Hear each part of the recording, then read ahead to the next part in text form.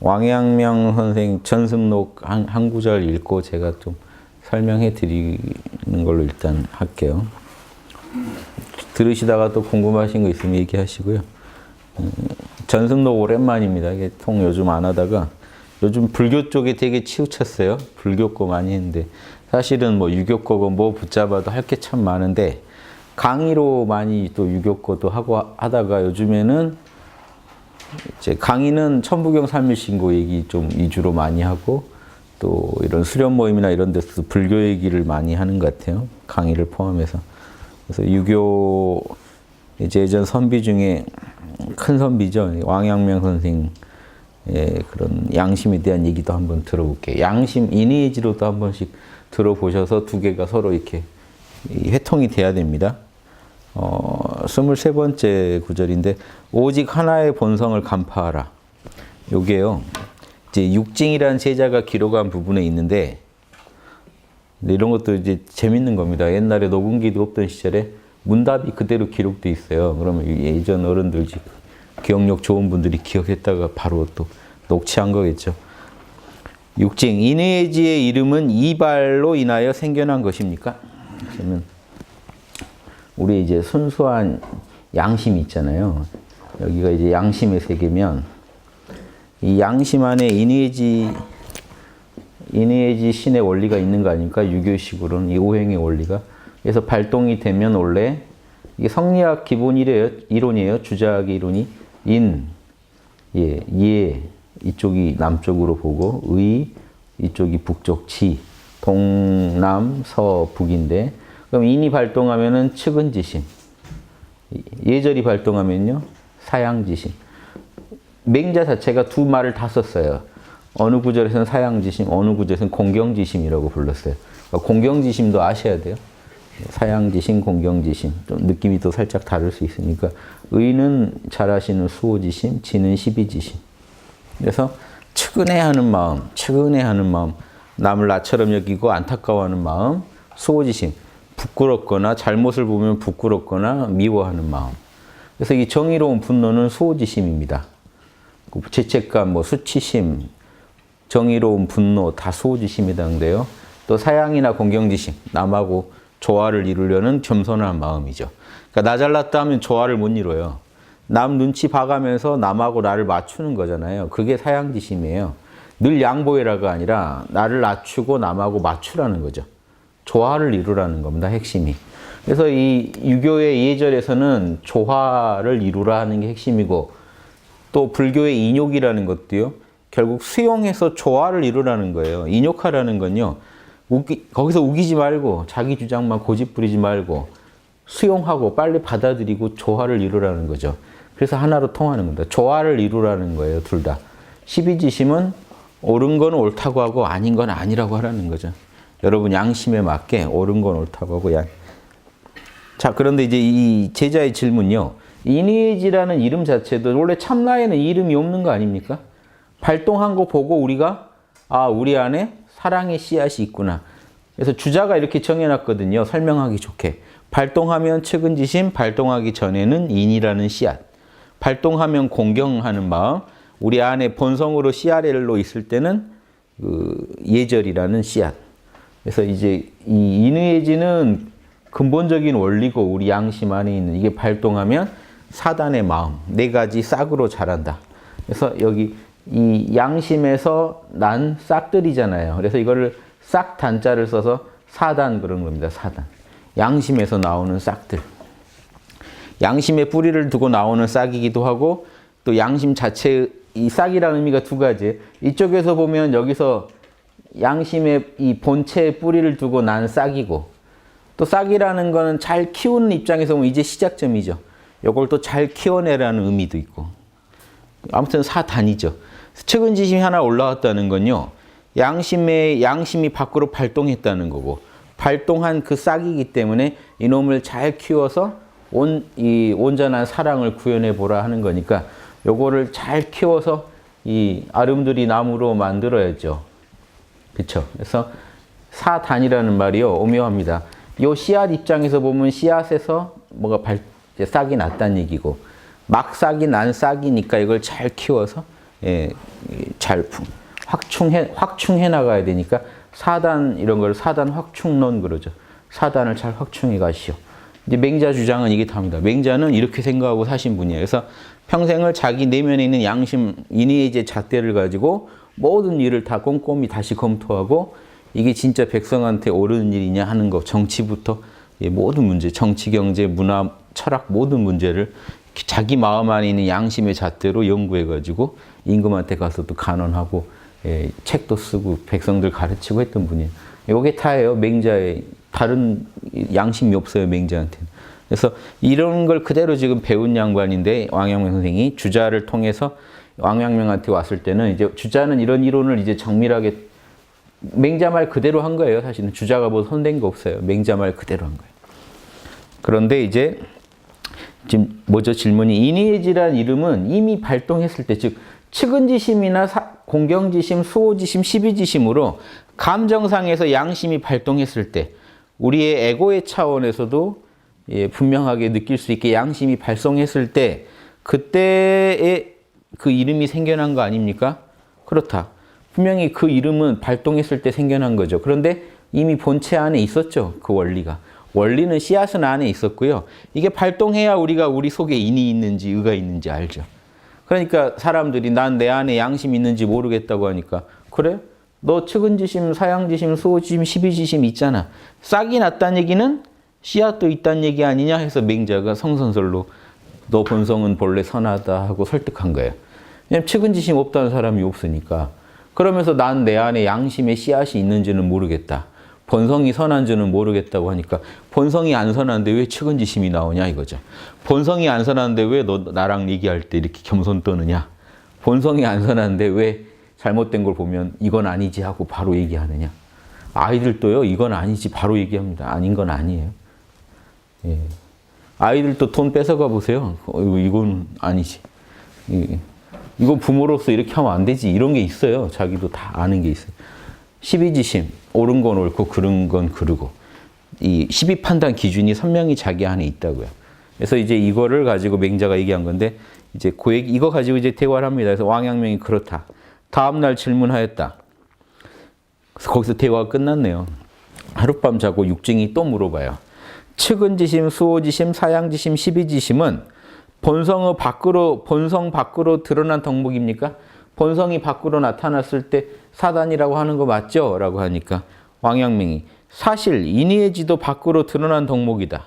이런 주장은 좀 약간 색다르죠. 인의의지라는 건 안에 있고 밖으로 사단이 나온다고 주자학 이래로 다 그렇게 알고 있는데 왕양명은 측은 사양 수호 시비지심만 발동한 게 아니라 인의의지도 밖으로 드러난 덕목이다. 왜 이 말을 했냐면요. 안에 그게 있다는 것도요. 결국 드러났을 때 의미가 있거든요. 드러났으니까 우리가 안에 인의의지가 있다고 얘기하는 거지. 본성만 있다면 우리가 거기 뭐 있는지 알 수 있을까요? 그래서 보세요. 본성은 하나일 뿐이다. 본성 안에는 그게 하나로 회통돼 있지 쪼개져 있지 않을 거다. 그런데 인의의지를 쪼개서 우리가 본다는 것 자체가 이미 밖으로 드러난 걸 보고 그렇게 얘기하고 있는 거 아니냐 이 얘기입니다. 그리고요. 그래서 이 본성이라는 거는 형체로 말하면 하늘이고 그래서 이 양심자리입니다. 이 양심자리가 이 형체로 말하면 하늘이라고 말하고 이 얘기는요.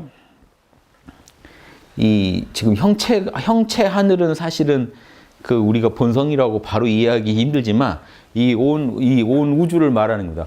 온 우주가 형체로 말하면 온 우주가 이 하느님의 작용 아닙니까? 그래서 형체로 말하면 하늘이라고 하고 사실은 여기서는 거의 이제 하느님 같은 거죠. 그런데 이제 예전 어른들한테는 지금 하늘이 그대로 하느님인데 형체로 말하면 하늘이라고 하는 건 꼭 자연의 하늘이라기보다는요. 이렇게 실제 우리가 사는 우주를 이 우주 전체의 어떤 모습을 지금 하느님이라고 하는 건데 형체로 말하면 하늘이라고 하고 주제자로 말하면 그 주제, 그 양심이 우주를 경영할 때는 천재, 상제라고 하고 양심이 우주를 경영할 때는 상제라고 하고 양심이 형체를 드러낼 때는 우리가 하늘이라고 하고 이해되시죠? 양심이 어떤 형체를 가질 때는 하늘이라고 하고 그걸 경영할 때는 하느님이라고 하고 만물을 이렇게 유행시킬 때, 움직이게 할 때는 천명이라고 하고, 명령이라고 하고, 그 자리를 천명이라고 하고, 사람에게 부여됐을 때는 본성이라고 하고, 내 몸뚱이를 경영할 때는 마음이라고 한다. 다 같은 자리를 이렇게 다른 이름으로 부른다. 하늘 이렇게 부를 때도 있고, 그러니까 우주 자체일 때도 있고, 우주를 경영하는 하느님, 그리고 마음, 본성, 아니면 천명, 명령을 내려서 우주를 경영하는 모습은 천명, 이렇게 말할 수 있다. 이 얘기는 뭐냐면요. 원래 하나인데, 우리 양지라는 게, 양심이라는 게 하나인데, 이렇게 다양하게 우리가 부르고 있지 않냐. 그걸 인의지라고 부르는 것도 마찬가지다. 그게 사랑으로 나타날 때는 인이라고, 우리 무형의 본성자리, 양심자리를 사랑으로 나타날 때는 인 그러고, 정의로 나타날 때는 의, 예절로 나타나면 예, 지혜로 나타나면 지, 이렇게 부르는 거지. 그 자체 안에서 우리가 아는 이런 게 따로 쪼개져 있지 않을 거다 이겁니다. 본성은 하나인데 드러내는 모습에 따라 우리가 인의지를 느끼니까, 인의지란 말도 어떻게 보면 이미 발동한 거 가지고 얘기하는 거다. 마음이 만약에요, 발동하여 부모를 만나면 양심이에요. 양심이 발동할 때 부모한테 발동하면 그거를 효라고 하고, 그러니까 양심 안에 막 효도, 충성, 이게 다 쪼개져 있는 게 아니라 부모한테 발동하면 효도라고 하고, 임금을 만나서 발동하면 충성이라고 하고, 양심의 원칙은 하나죠. 내가 당해서 싫은 거 남한테 안 하겠다. 그 마음을 가지고 부모를 대하면 효도가 돼버려요. 그 마음을 가지고 이제 윗사람을 모시면 충성이 돼버려요. 그 마음 한 마음인데, 하나의 양심인데 이름이 무궁함에 이르나 오직 하나의 본성일 뿐이다. 오직 하나의 자리지 두 자리가 있는 게 아니다. 비유하면 한 사람일 뿐이나 아버지를 만나면 자식이라고 하고, 자식을 대하면 아버지라고 하여 한 사람인데 이름이 서로 다른. 한 사람도 부모 만나면 그냥 자녀고, 또 자녀를 만나면 부모가 되잖아요. 이런 것처럼 이로부터 무궁함에 이르게 되나 오직 한 사람일 뿐인 것과 같다. 사람은 단지 본성의 노력을 기울여야 된다. 그러니까 인의지 너무 쪼개서 덤비지 말고 그게 하나의 본성이란 거 알고 오직 양심에만 충실해라. 하나의 성자만 분명하게 보면 만 가지 원리가 찬란하게 빛날 거다. 모든 일을 다 양심 하나로 해결할 수 있다. 인의지를 너무 쪼개서 보지 마라, 이런 겁니다. 결국 그게 하나로 해서 양심이라는 거 알고 닦아라. 여러분도 육바람일 분석, 양심 분석 하시다 보면 인의지가 쪼개져 있는 것처럼 느껴지실 수도 있잖아요. 이런 생각도 하셔야 되니까 제가 뽑아본 거예요. 그냥 그게 양심이에요. 통틀어서 양심인데 양심의 6가지 측면을 다루는 거예요. 하나의 양심의 6가지 측면을 다루고 있다. 인의지, 신, 그리고 깨어있음, 이렇게 6가지 측면에서 접근하더라도요. 원래 한 양심이에요. 양심은 본래 깨어있고, 본래 나와 남을 둘로 안 보고, 본래 남한테 자기가 당해서 싫은 일을 할 수 없는 자리고, 양심은 본래 조화롭고, 본래 정의롭고, 본래 성실하고, 본래 사랑 덩어리고, 인의지 덩어리란 말이에요. 그냥 그거를 한 덩어리인데 그 자리가 우리 안에서 작용할 때 보면 어떨 때는 남을 나처럼 사랑하라고 하고, 그게 더 주가 될 때가 있고, 어떨 때는 단호하게 끊으라고 할 때가 있고요. 모두를 위한 길이다. 단호하게 여기서 거절하라. 아니면 다 품어줘라 할 때가 있고, 냉정하게 정의롭게 숙살기가 작동할 때가 있고, 온화한 기로 작동할 때가 있고, 상대방하고 조화를 이루어라, 조화를 표현해라 할 때가 있고, 선악을 자명하게 판단하라 하고 지적으로 작용할 때가 있고, 양심 하나예요. 이런 이 모습이 있다는 걸요, 체험적으로 증득하셔야 됩니다. 그래서 하나의 양심인데, 이분 말처럼 하나의 양심인데 그 하나라는 것만 고집해도 안 돼요. 본래 하나인데 그 안에 만 가지 원리가 들어있다는 건요. 그 하나의 양심인데 이 양심을 가지고 부모를 대해보고, 임금을 대해보고, 친구를 대해보고, 와이프를 대해보고, 자신의 또 자녀를 대해보고, 이렇게 대해보면서 거기서 양심이 또 어떻게 발현되는지를 정확히 이해하면 만 가지 원리가 다 나온다는 게, 어떤 일이건 선악을 다 따져볼 수 있다는 거예요. 어떤 일이건. 그래서 왕양명은 간단하게 얘기합니다. 양지가 좋아하면 선, 양지가 미워하면 악. 양심 분석 기본이죠. 자명하면 선, 찜찜하다고 하면 이게 악입니다. 그래서 양심이 자명하다고 하는 거랑 찜찜하다고 하는 것만 알면요. 왕양명도 지금 만 가지 원리를 다 안다고 했는데 그 기본이 하나예요. 양심이 좋아하면 선이고 미워하면 악이니까 어떤 일이 닥쳤든 양심이 좋아하는 대로 하고 미워하는 대로 안 하면 그 일에 맞는 제가 얘기하는 이건 보편 법칙이죠. 그 일마다 보편 법칙이 달라요. 양심을 어떻게 써야 되는지. 부모한테 양심을 쓸 때랑요. 길 가는 사람하고 이렇게 수작할 때랑 달라요. 벌써. 직장 상사한테 할 때랑 또 달라요. 부모한테 할 때랑. 같은 역지사지인데 다르게 나타나죠. 결이 다르죠. 그게 보편 법칙들이에요. 10,000가지 보편 법칙을 다 알아낸다는 게 이겁니다. 실제 양심 하나를 지키면서 다양한 상황에서 연구를 해보면 그 상황에 맞는 보편 법칙이 있어요.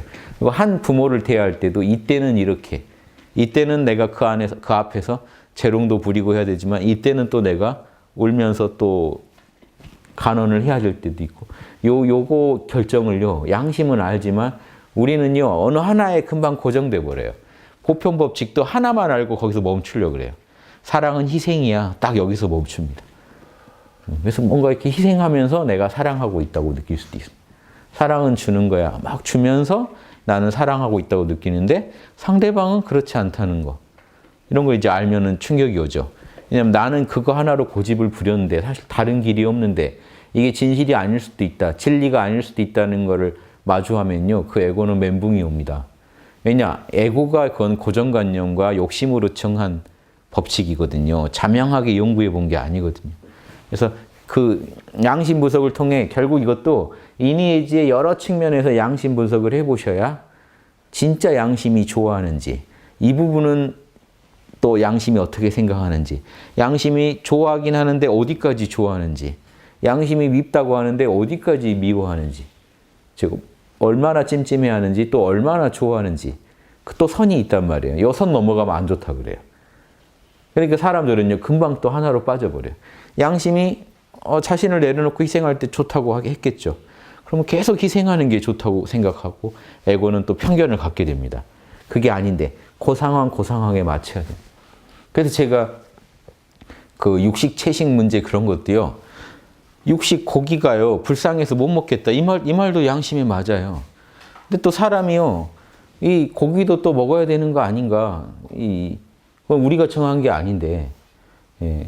이빨이나 이런 신체 구조나 이런 것도 우리가 정한 건 아니잖아요. 진화는 해 나가지만 기본적인 틀이 인간한테 또 필요한 영양소를 따져봤을 때 고기 먹어야 된다는 입장도 또 자명해요. 근데 먹자니 양심 있는 사람으로서 누군가를 죽여서 먹자니 찜찜하지 않은가. 자, 이런 문제들이 우리한테는요 많아요. 이런 따져보면. 그래서 너무 거기서 저는 이거예요. 섣부르게 어느 하나를 금방 취해서 거기서 멈춰버리지 마시라. 그 사람한테 이제 누구 말도 안 들어갑니다. 즉 타인의 생명을 죽이는 건 악이라고 규정하는 순간 모기도 죽이면 안 되고 사실은 누구도 죽이면 안 돼요. 그래서 이제 이 논리를 너무 확장해서 거기에 매몰돼 버리면 이제 모기를 죽이는 사람만 봐도 혐오하게 된다고. 저거 사람도 아니다. 어떻게 자유롭게 살겠다고 하는 그 피 한 방울이 아까워서 그걸 죽이냐. 이제 이렇게 따져가기 시작하면 거기에도 분명히 또 자명한 게 있는 것 같거든요. 그게 참 오묘합니다. 어렵습니다. 자명한 것 같은데 부분적인 자명함으로 달려갔을 때 우리가 어떻게 빠져나올 길이 없어요. 한번 빠져버리면. 그래서 제가 항상 조심하시라. 너무 딱 단정 짓지 마세요. 그래서 제가 권해드리는 방법은 제가 딱 이게 정답이다가 아니라 이렇게 해야만 우리가 정답을 찾을 거라는 건 알아요. 뭐냐면 그 상황에서 끝없이 양심하고 대화를 해봐야 돼요. 보편 법칙을 하나 알아내려면요. 수많은 상황을 실험해보지 않고 우리가 금방 결론을 도달해버리면 안 돼요. 결론에. 어떤 거 하나 실험해서 원리를 알아내는 게 쉬운 일이 아닙니다. 이 상황에서. 이거 하나 뭘 만들어도요. 이거 하나 가지고 얼마나 실험해보겠습니까? 어떻게 쓸 때 사람들이 다양하게 이걸 쓸 거 아니까 던져도 보고 쉽게 이게 부서지는지 뭐 이렇게 막 때려보고 실험하지 않을까요? 기계로 충격 줘가지고 얼마나 이거를 또 열고 닫기를 사람들이 또 꼭 시킨 대로 하는 것도 아니고 다양한 상황에서 실험해보고 이게 안전하다 하고 결론 내는 거 아닙니까? 또 이걸 애들은 빠를 거란 말이에요. 빨 때는 또 어떤 반응이 나는지. 이렇게 해서 우리 제품이 이렇게 이런 결을 가지고 있고 이렇게만 쓰면 안전할 겁니다. 이 말이 나가거든요. 그래서 뭐 하나도 우리가 양심 하나를 실험하는데 그것도 무형의 걸 실험하는데 쉽게 결론 내려버리면 안 돼요. 이거 불쌍합니다 해서 끝나버리면 안 돼요. 또 그걸 가지고 다른 사람을 미워하게 되거든요. 본인은 아니라고 그래도 미워하게 돼요. 이게 옳다고 하는 순간 아닌 사람을 우리는 수호지심으로 대하게 돼 있어요. 미워하고 분노하고 그걸 부끄럽게 여기게 돼 있단 말이에요. 근데 이 죄책감이 근거 없는 죄책감일 때는요. 정말 파괴적인 겁니다. 근거 없이 부끄럽게 여기고 미워하고 분노했다는 얘기잖아요. 진리가 아니라고 보면요. 여러분 이 양심의 소호지심만 있는 게 아니에요. 분노가 에고의 분노가 이제 합쳐져 버려요. 에고의 수치심, 에고의 죄책감, 에고의 분노가 합쳐져 버려요. 자명하지 않은데 혼자서 타오르고 있는 거죠. 이럴 수도 있기 때문에 저는 이걸 주장해요. 뭐 수많은 문제, 뭐 동성애, 안락사, 인류가 지금 애매한 문제 진짜 많아요. 그런 문제에 대해서 다양한 상황들을 접하면서 양심이 그때그때 뭘 찜찜해야 하는지를 계속 여러분 연구해 가면서 그 상황에서 최선, 그 상황에서 최선의 책을, 최선책을 소통과 대화를 통해서 그 상황, 그 관계 당사자들의 마음을 가장 흡족시킬 방법이 뭔지를 끝없이 찾아가시지 않으면 안 돼요. 제사의 문제도 그렇고 요즘 이게 농경사회 때 지내던 제사 방식을 지금 이 시대에 그대로 적용하려니까 이게 불합리한 게 느껴질 수밖에 없다고요, 사람들한테. 거기에다가 엄청난 시간을 투자해야 되는데 과연 이렇게 계속 하는 게 옳은지. 또 명절 때 고향 찾아가는 거 문제도 당연한 듯 알지만요. 그 더 건설적인 방법은 없는지, 이 시대에 맞는 이런 좀 어떤 문화는 없는지, 이런 거 고민 안 하고 그냥 하잖아요. 뭐냐면, 아이, 그래도 어디 부모를 찾아가야지. 요 한마디로 다 덮어버리실 수 없다니까요. 양심이라는 게 그렇게 간단한 게 아니에요. 다 그런 말들로 인해서 엄청난 피해자가 나옵니다. 전 가지 말자가 아니어도 제 말 듣고는 강의 듣다가 어쩐지 내가 이상했어. 이제 월요일부터는 해외여행이다. 이러지 마시고. 뭐 이상하잖아요. 제 얘기는 진지한 노력이 필요하다는 거예요. 그 여러 당사자들의 얘기도 들어봐야 되고요. 우리는. 그래서 서로의 입장에서 제일 나은 선택. 그래도 나는 이렇게 생각한다는 가족이 있으면 그 가족의 또 그 고정관념을 아주 무시할 수는 없잖아요. 우리가 볼 땐 고정관념 같아도 또 한 사람이 그렇게 원한다는데 또 좀 들어줘야 될 부분도 있잖아요. 어느 선까지는 또 맞춰줘야지 이 사람도 또 사니까. 그럼 이런 거를 따져보는 이 틀로서 제가 양심을 제시하는 거지, 양심이 답이다 하는 건 그겁니다. 그래도 양심을 적용하면요, 가장 서로 만족하는, 그러면서 이 어떤 양심을 어기지 않는 이런 선이 있단 말이에요. 그 선을 찾아가는 비방으로 제가 제시하는 거지, 그럼 너는 정답을 다 알고 있다는 얘기냐? 그러면 이게 벌써 그건 고정관념이 돼요. 제가 이게 정답이다고 고집 부리게 되면은 상황 안 보고 그 말만 계속 우기게 되면 고정관념 아닙니까? 다 상황이 다른데. 그래서 저도 말할 때도 되게 조심하는 거고, 아주 보편적으로 적용될 얘기만 일단 두루 말하는 겁니다. 상황에 따라 다를 수도 있는 것도 있거든요. 그런 건 더 조심해야 돼요. 그런 게 사실 더 많잖아요. 조심해야 돼요. 그 상황이 아닌데 그 옆 사람, 이 사람한테 내리는 처방을 이 사람이 듣고 먹어버리면, 복용해버리면 부작용 날 수도 있단 말이에요. 상황이 다른데. 이분은 반대로 해야 될 수도 있는 상황일 수도 있단 말이에요. 그러니까 양심이라는 걸요, 이렇게 생각하시면 어떨까요? 육바라밀 양심은 아무튼 그 상황에서 내 양심의 소리를 진소리 듣고 해결하는 수밖에 없습니다. 제일 정답은. 그 상황에서, 그런데 중요한 건 이거죠. 여러분이 처한 각 상황에서 빠지는 고정관념과 여러분의 이해관계, 욕심, 즉 두 가지로 말하면 무지와 아집의 그 유혹에서 조금이라도 벗어나서 육바라밀 양심 분석을 가지고 그 문제를 조금이라도 공정하게 해결하려고 노력하셨으면 훌륭한 보살입니다. 여러분 양에 차건 안 차건 그런 시도를 하셨던 것만으로 여러분은요, 그 에고의 거대한 어떤 쓰나미에 여러분 홀로 저항하신 거고, 거기서 뭔가 또 답을 내신 거예요. 모두를 위한 수 하나를 두신 거예요. 여러분이 둔 한 수가 변수가 돼서 카르마가 바뀌어요. 이 우주의 카르마가 바뀌어요. 한 사람이 그때 저항해서 욕심의 물결을 저항해서 양심의 어떤 수를 놨다는 게요, 그 깃발을 하나 꽂은 게 또 그게 힘이 돼서 우주에는 변화가 일어납니다. 그래서 내가 그렇게 했다 하더라도 이겁니다. 내가 그 시점에서 가장 양심에 부합하는 답을 냈다 하더라도 그걸로 또 고집 부리지 마시라는 거예요. 그게 1년 전이면 1년 뒤에는 다시 지금의 눈으로 또 보셔야 돼요. 그때의 재료들을 다 가지고 지금 내가 봐도 그게 제일 흡족한지, 지금 봤을 때는 더 나은 답이 없는지, 지금의 이해관계 당사자들의 마음은 어떤지, 이렇게 이런 걸 다 고려해 보지 않고 일방적으로 옳은 것이란 건 없어요. 이니에지가 옳죠. 그렇지만 이니에지는요, 이 우주적 차원에서 옳은 거지. 지금 보편적 차원에서 옳지만 개별적인 사건에, 개별 구체적인 사건에 들어가서는 어느 게 이니에지인지 알 길이 없다니까요. 막연하게 생각하시. 이니에지는 옳은데 지금 이 상황에서 이니에지가 제대로 적용됐느냐 이걸 연구하셔야 되는 거죠. 이게 정의야라고 고집부려버리는 순간 끝납니다. 우리나라 왜 분열이 통합이 안 됩니까? 각자 자기가 정의라고 생각하시기 때문에 통합이 안 돼요. 100명 있으면 100명이 다 자기가 옳다고 생각한단 말이에요. 그럼 나랑 다른 사람은 다 아무튼 빨갱이고 다 죽일 놈이죠. 다 종북이고.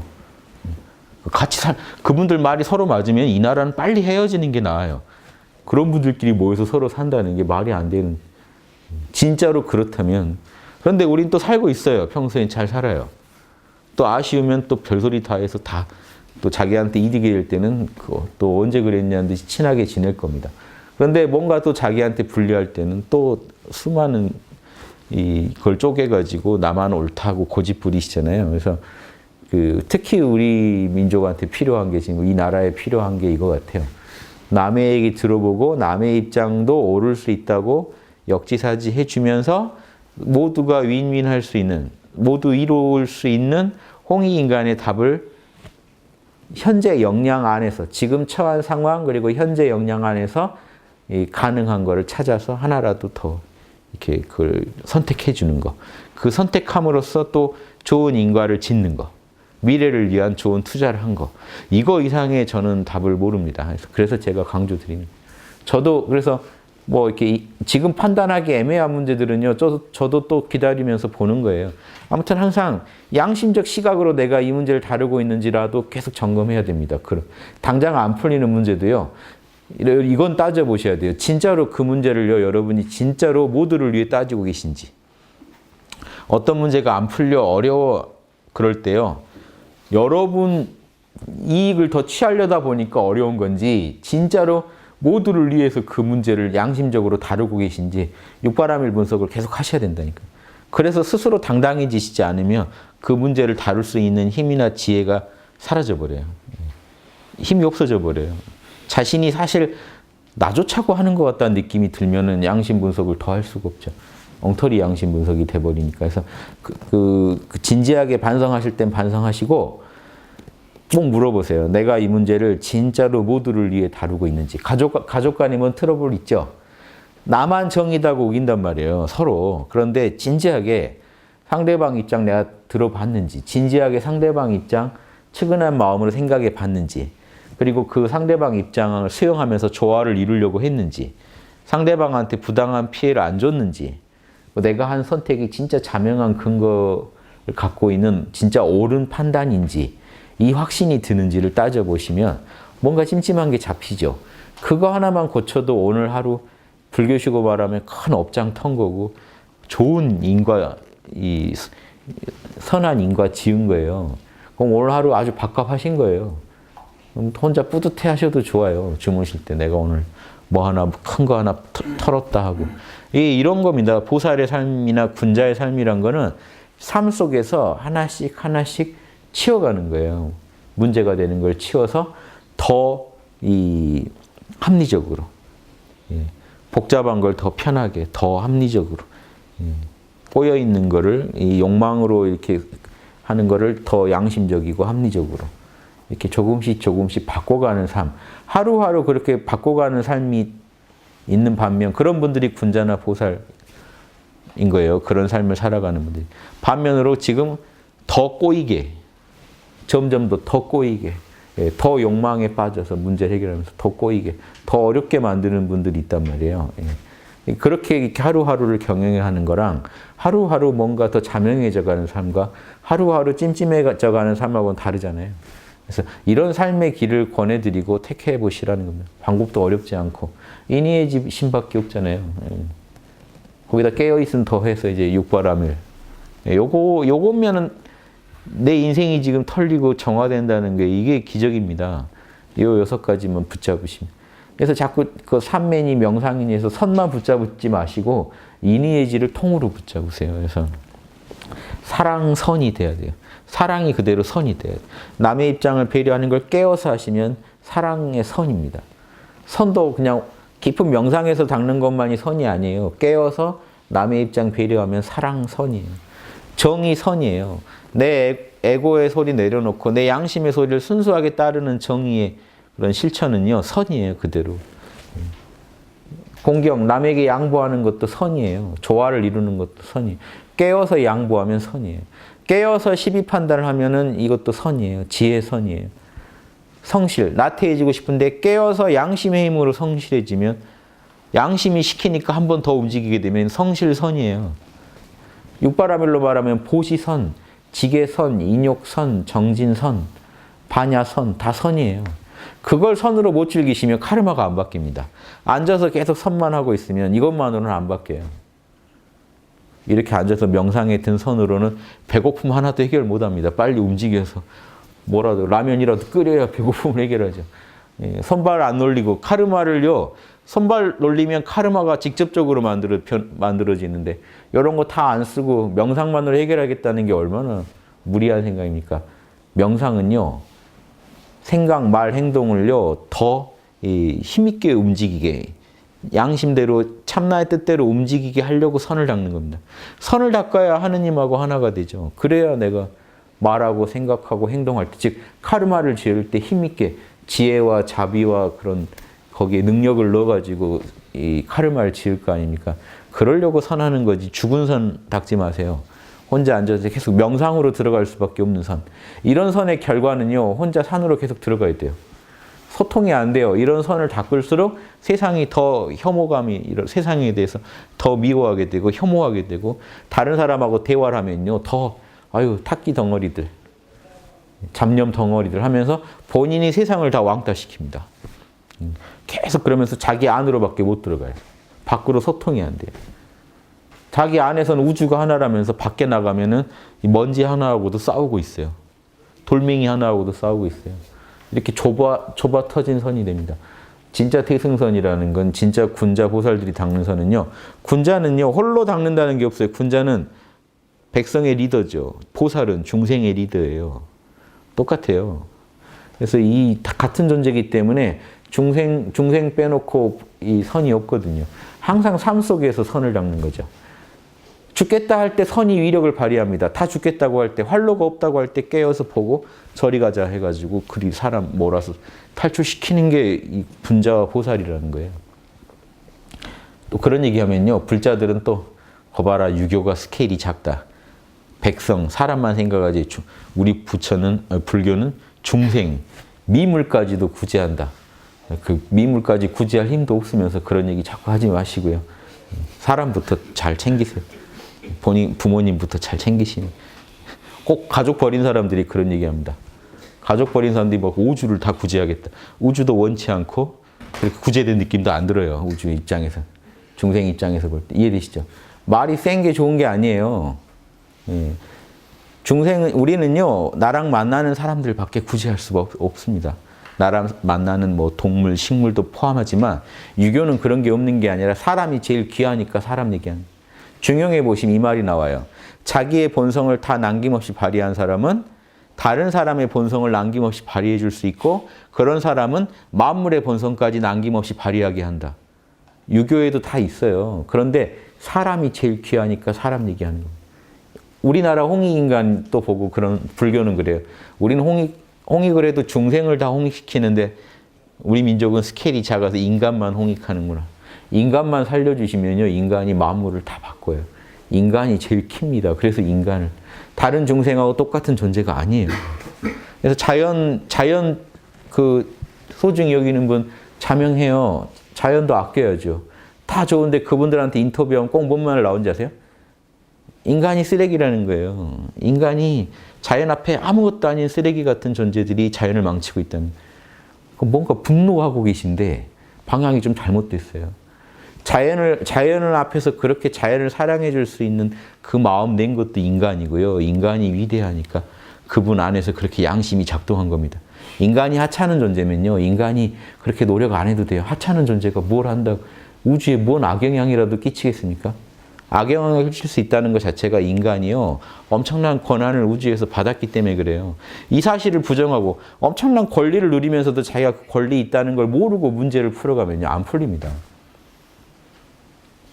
엄청난 그 권력을 가진 사람이 만약에 그 권력자 아들이 초등학교 입학해서 다른 애들이 다 맞춰주면 그건 또 그 권력이 이미 그 자기인데 권력이 있다는 걸 전제하지 않고 자기는 친구들이 자기가 매력이 있어서 친구들이 잘해주나 보다 이렇게 생각하면 그 말이 됩니까? 그러니까 본인이 그 권력이 있어서 그걸 누리고 있다는 거, 누리거나 아무튼 그 피해를 주거나 그 권력 때문에 그렇다는 걸 모르면서 얘기를 풀어가겠다 그러면요. 인간이 자연을 위해서 별짓 못해요. 인간이 하찮은데 뭘 하신다는 거예요, 그렇게. 그러니까 그렇게 그 분명히 맞는 말 같은데 뭔가 치우쳐 있는 거, 그거 잡아내는 게 어렵습니다. 그래서 제가 바라는 건 그거예요. 그렇게 굳어지지 마시고 그 전에 모여서 같이 좀 소통해보고 다른 사람의 입장도 들어보고 자신의 막 타오르기만 해요. 이 정의감에 한번 빠져버리면요. 혼자 타올라요. 혼자 우주에서 제일 정의롭고 혼자만 선하고 같이 무슨 운동하는 사람들끼리 얘기해보면 안 맞아요. 어차피 나만 제일 정의롭기 때문에. 다른 사람들 말을 들으면 나랑 같을 리가 없잖아요. 나는 내가 생각하는 것만 정의니까 다른 사람하고 소통할 수가 없죠.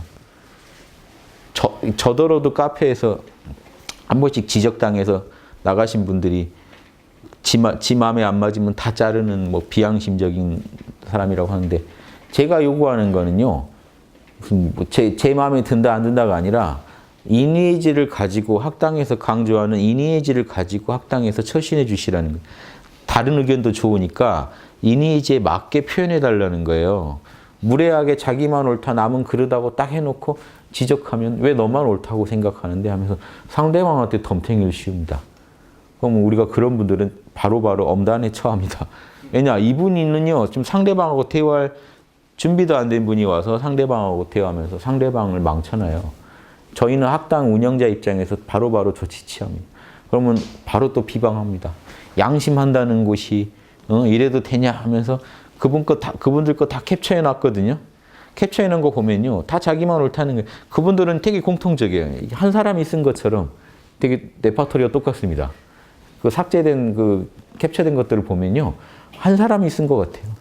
항상 내가 옳고 이미 자기는 다 정해놓고 왜 학당만 진리라고 생각해요? 왜 학당에선 제 주장하면 안 되는데요? 삼성 가가지고 왜 LG 물건 팔면 안 되는데요? 라는 똑같죠. 여기에 그 결이 있잖아요. 존중해주면서 저는 이렇게 생각합니다 그러면요. 학당도 어떻게 못해요. 양심에 맞게 만약에 지적해 보세요. 학당이 그걸 함부로 조치를 취할 수 있을까요? 말이 인의의지에 맞는데. 인의의지에 맞게 말하는 거, 생각하는 거 배우는 곳이에요. 그거 이제 진짜 기초교육이 안 된 분들이 너무 많아서 그 기본 닥자고 모인 데서 그 자기만의 주장을 하고 인의의지 다 무시하면서 왜 양심한다는 곳이 나한테 이렇게 대하느냐. 양심하니까 그렇게 대하는 겁니다. 양심이 아니면 제가 왜 그런 분들한테 괜히 뭐 싫은 소리를 왜 하겠어요. 그분들하고 뭐하러 신랑이에요. 이런 감정 싸움 자체가 다 이렇게 얼마나 이렇게 서로를 힘들게 하는데 우리가 그런 일을 즐기고 있으면 변태들이죠. 상대방 자르면서 막 희열 느끼고 상대방 열심히 올린 글을 딱 지우면서 희열 느끼고 이러면 변태 아닙니까? 그러면 그렇게 진짜로 이상한 조직이라고 생각하시면 나가시면 되는데 어떻게든 다시 넣어달라고 그렇게 요구를 해요. 그럼 이해가 안 돼요. 왜냐면 이상한 조직이라고 규정을 하시면서 또 조직에서는 어떻게든 여기 이 조직에 들어오고 싶다고 배울 것도 아니고 그러면 사실은 그런 불순한 목적밖에 없잖아요. 여기서 내 도를 펴고 싶다는 거거든요. 그래서 그럼 학당에서 그런 방치할 수가 없어요. 그래서 이런 작은 일 하나도요 고민해야 돼요. 그러면 또 정답이라는 거는요 딱 고정된 답을 두면 안 됩니다. 다만 현재 우리 역량상 이렇게밖에 대처 못하는 거죠. 저희 역량이 더 높아지면 더 나은 또 저희가 대처도 하겠죠. 그래서 항상 저는 그렇게 봅니다. 현재 우리 역량에서 할 수 있는 최선책을 찾는 거지. 지금 딱 이렇게만 하면 돼 라고는 말 못합니다. 우리가 하는 게 선이야 라고 말 못해요. 현재 우리는 그 문제를 다룰 때 최대한 공정한 시각을 가지고 양심적으로 처리하려고 노력했습니다 라고 밖에 말할 수 없거든요. 아무튼 저는 보살과 군자는 그런 말을 할 수 있는 이런 삶을 살아가는 존재라고 봐요. 딱 정답 가지고 다른 분들 또 핍박하지 마세요. 내가 학당에서 배웠는데 인이해지 딱 이거야 하면서 또 그걸 가지고 남을 핍박하신. 그러면 안 됩니다. 그래서 초등학교 유치원생이나 초등학생이 하는 선이에요. 그렇죠? 학교에서 뭐 하나 들으면 그걸 가지고 이제 온 집안을 다 재단하죠. 유도리라는 게 없어요. 대화를 해봤자입니다. 유도리도 없고 뭐도 없고 상대방은 다르게 받아들일 수도 있겠구나 이런 계산 못합니다. 자기가 아는 게 옳은 거라는 그것만 있죠. 그 확신에 찬 그 상태가 되게 무서워요. 확신에 찬 부분적 자명함이라는 거 되게 무섭습니다. 자명하기 때문에 빠져나오기도 힘들어요. 확신에 차 있어서 남의 말도 안 들어요. 그런 분을 우리가 양산해내자고 이거 하는 게 아니에요. 저는 항상요, 차라리 이 정답은 차라리 없다고 접근하세요. 다만 더 나은 답은 있다라는 생각으로 접근하시는 게 옳습니다. 사실은 그게 정답이지만 딱 어떤 고정된 답을 찾지 마시고 내 양심이 현재 내 역량에서 제일 흡족하다고 하는 거 사실은 그게 정답이에요. 그거를 근데 끝없이 찾아가셔야지 딱 고정된 생각으로 규정해버리면 여러분은 금방 또 다시 매몰된다는 거. 여기까지 말씀드릴게요. 예.